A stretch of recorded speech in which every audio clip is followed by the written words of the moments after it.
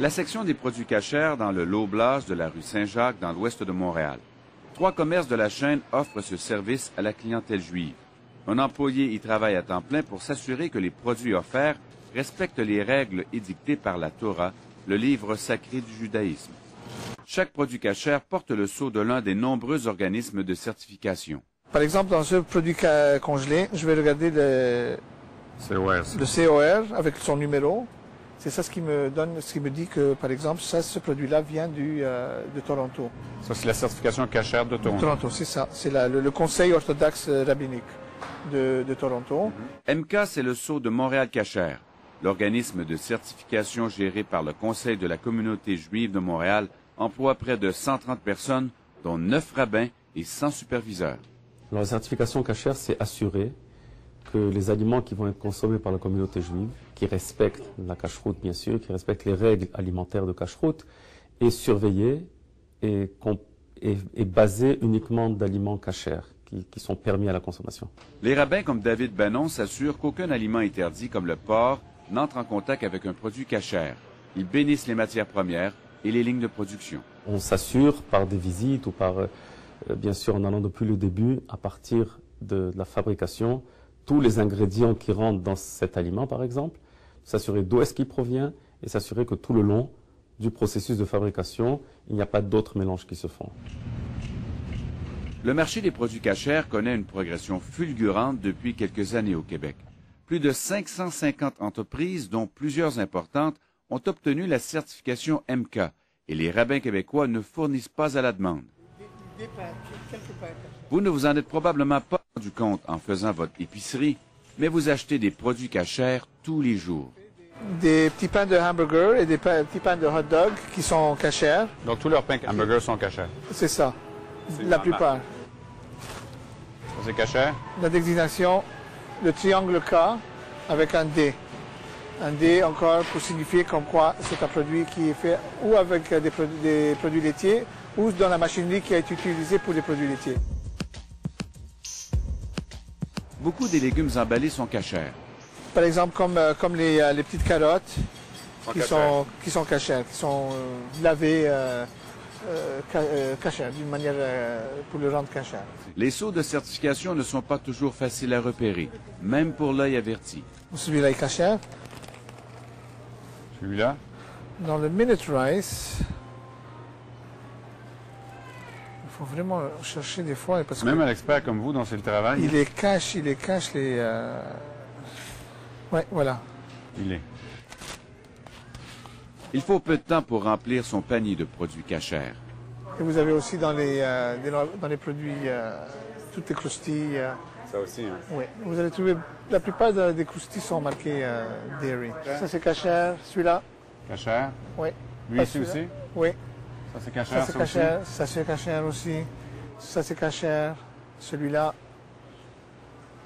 Celui-là. Celui-là. Celui-là encore. Celui-là encore. Combien vous direz que dans le magasin, dans le commerce, c'est combien le pourcentage de produits cachers? Moi, je dirais environ, si on enlève la viande qui n'est pas cachère, dans les produits d'épicerie, on aurait comme dans les 75% de produits cachers. Des allées entières offrent des produits uniquement cachers. Des produits populaires comme les pâtes Catelli et Barilla, les mayonnaises commerciales, le mélange à gâteau Betty Crocker, les biscuits Leclerc Célébration. Même le Coke est cachère. Les gens mangent cachère au Québec, ils ne savent même pas. Exactement. Les produits cachers, est-ce que vous achetez ça? Non. Pensez-vous que vous en avez acheté aujourd'hui? Non. Si je regarde dans votre sac d'épicerie, pensez-vous que je peux en trouver? Non. Vous n'allez pas trouver. Si je vous dis que jusqu'à 70 à 75% des produits qu'on trouve sur les étagères des commerces, à part la viande et le lait, sont des produits cachers. Ah ben alors, vous m'étonnez vraiment, oui. Vous me l'apprenez, je ne savais pas, non. Vous voyez ça ici, là, le cas? OK. Vous savez comment? Vos céréales, ici, elles sont cachères. Ah, OK. Moi, je savais pas. Si on fouille dans votre sac d'épicerie, on va en trouver beaucoup. Alors, mais c'est mon père, c'est ça? Ou? Ah, non. Ah, bon. Ça ici, là, Oui. c'est ouais, ça, c'est une certification qui dit que vos pâtes sont cachères. Mais il faut le savoir. Nous n'allons chercher personne, ce sont les entreprises qui nous contactent. Donc si elles nous contactent, c'est parce qu'il y a un marché, une demande, et ils coopèrent absolument. Qu'est-ce qui pousse les entreprises, justement, à venir aussi nombreuses? Ben, c'est le marché, c'est la demande. Pourtant, la communauté juive ne compte que 100 000 membres, dont à peine 35 % mangent cachère, selon le Conseil. Ça représente donc 35 000 personnes, un micro-marché dans une population de 7 millions. Obtenir la certification cachère coûte généralement de 1 000 à quelques milliers de dollars, mais d'autres frais s'ajoutent souvent. Pas de problème? L'opération s'est bien passée. Victoriaville, région du centre du Québec. C'est ici qu'est produit depuis 50 ans le miel La Bonté. Même si elle est basée dans une région où il n'y a pas de communauté juive importante, l'entreprise a obtenu il y a quelques années la certification cachère. Pour son président, c'est une question de survie. Est-ce que les grandes chaînes, justement, comme Loblaws, entre autres, vous demandent ça? Oui, ils nous le demandent à ce qu'on raconte des acheteurs. Est-ce que tu es cachère?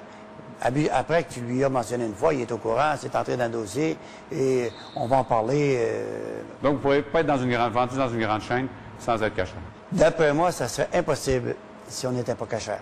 Obtenir la certification religieuse juive lui a demandé un effort financier non négligeable, car en plus des frais annuels de certification, il a fallu créer un poste supplémentaire. Ça peut coûter certainement 25 000 à 30 000 minimum annuellement de plus que si on ne l'avait pas. C'est de l'argent quand même. C'est de l'argent, mais comme je vous disais tantôt, en alimentation, les profits sont limités, mais on doit l'avoir. Si on ne l'avait pas, je suis convaincu qu'il y aurait plusieurs marchés qu'on perdrait parce qu'on n'a pas notre certification cachère. La PME de Victoriaville n'est pas la seule dans son cœur. Pour garder ses gros clients comme le géant Kraft, pour qui elle transporte notamment de l'huile végétale, Brasseur Transport de la Prairie a été obligée, elle aussi, d'obtenir une certification cachère. Faire bénir les citernes par un rabbin a coûté 35 000 $ à l'entreprise. Et selon son président, Michel Brasseur, qui a refusé de nous accorder une entrevue à la caméra, maintenir la certification entraîne des frais supplémentaires de près de 15 000 $ par année. C'est sûr qu'il y a un coût parce qu'il y a les coûts de certification. Il y a les coûts aussi, dépendamment des exigences des cahiers de charges, que ce soit en termes de processus de fabrication, de distribution ou même d'inspection. Donc, à ce moment-là, il va y avoir des coûts afférents, mais il faut regarder en termes de coûts-bénéfices. Quel est le coût pour les consommateurs? Difficile à dire. La majorité des entreprises contactées par JE refusent de dévoiler les frais entraînés par une certification cachère. Ce qui est certain, c'est qu'à l'échelle du Québec, ça représente plusieurs millions de dollars. Au bout du compte, c'est quand même les consommateurs qui payent pour ça. C'est toujours le consommateur qui va payer en bout de ligne, parce que le coût doit rentrer dans le coût de fabrication. Donc, pour arriver à dégager la rentabilité, je vais déduire mes coûts de mes ventes pour arriver à ma rentabilité. Pourquoi est-ce qu'un non-juif serait obligé de subir les conséquences et de payer quelque chose qui a une certification? Ben, il a le choix, il peut ne pas acheter ça, il peut acheter autre chose qui n'a pas de certification. Mais quand jusqu'à 75 % des produits sur les étagères sont cachers, le client a-t-il vraiment le choix? Et ce n'est que le début. Une nouvelle certification religieuse est en train de faire sa place au Québec, la certification musulmane halal. Le développement du marché halal commence, voilà, petit à petit, voilà. Mais maintenant, dans un an, le marché halal dépasse maintenant 2,5 millions de dollars à l'île de Montréal seulement. Donc, ça attire, ce n'est pas rien du tout. La certification halal a d'autant plus d'avenir que les musulmans sont 2 fois plus nombreux que les juifs au Québec. Nous, on a 3 ans. On est déjà commencé. On est des bébés, voilà. Voilà. Mais ils ont, voilà, 20 ans, voilà. Et l'objectif, c'est d'être aussi présent que la certification cachère? Voilà, espérons, voilà, on espère, voilà, pour donner, voilà, des produits pour notre communauté.